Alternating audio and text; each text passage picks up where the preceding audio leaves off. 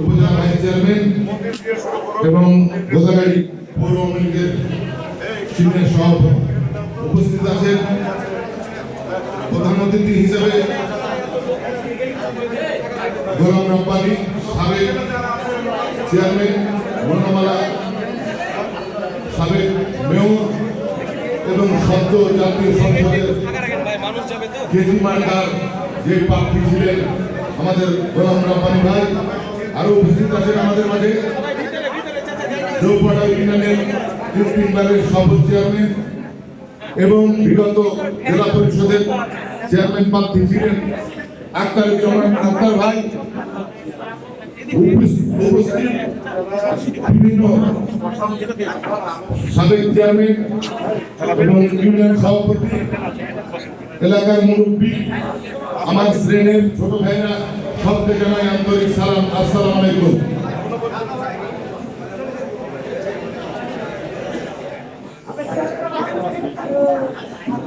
আমি সর্বপ্রথম আপনাদের কাছে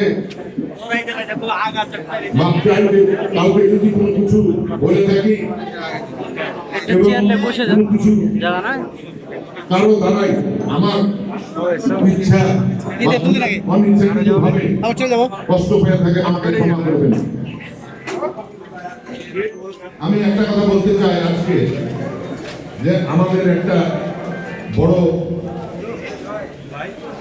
জিনিস হলো যে বিগত দিনে এই উপজেলা নির্বাচন যেদিন থেকে ঘোষণা হয়েছে সেদিন থেকে কিছু কিছু প্রার্থী এবং কিছু মানুষ আলম থাকবে না,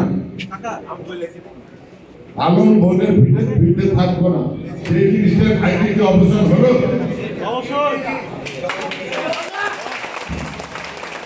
অনেকে গতকাল পর্যন্ত বলে বেড়াচ্ছে কোন প্রার্থী যে রব্বানী ভাই বা আদার্স আজকে আপনারা যারা উপস্থিত আছেন তারা অন্য কোন প্রার্থীকে দাঁড় করিয়েছে, শুধুমাত্র আলমকে শো রেখেছে, সেটার কি আজকে অবসান হলো? এবার একটা জিনিসের অবসান চাই। 8 তারিখে কোন প্রার্থী বলছে যে ভোট দিল চেয়ারম্যান, না দিল চেয়ারম্যান। এইটা যে ভোট দিলে চেয়ারম্যান, না দিলে চেয়ারম্যান, তার জবাব কিন্তু আমরা সবাই মিলে 8 তারিখে দিব। আপনারা আমার পাশে থাকবেন ইনশাআল্লাহ। রক্ত থাকা পর্যন্ত আছি, থাকবো ইনশাআল্লাহ।